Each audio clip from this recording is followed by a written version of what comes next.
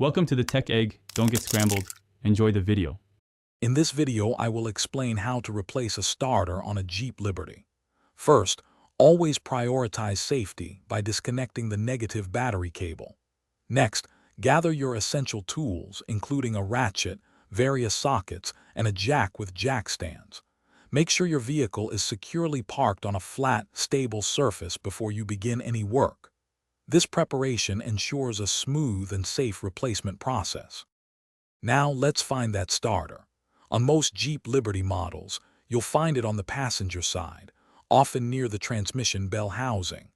Once located, carefully disconnect the main power wire and the smaller solenoid wire. These are typically held by a nut or a clip. After the wires are free, you can proceed to remove the 2 or 3 mounting bolts that secure the starter to the engine block.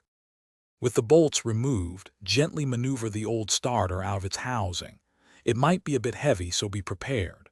Before installing the new one, always compare it side by side with the old unit to ensure they match perfectly. Then, carefully position the new starter, aligning it with the bolt holes. Hand tighten the mounting bolts first, then use your wrench to secure them firmly, but do not over-tighten. Finally, it's time to reconnect everything. Attach the main power wire and the solenoid wire to the new starter, ensuring a snug fit. Double-check all connections to prevent any issues. Once that's done, reconnect the negative battery cable to your vehicle's battery.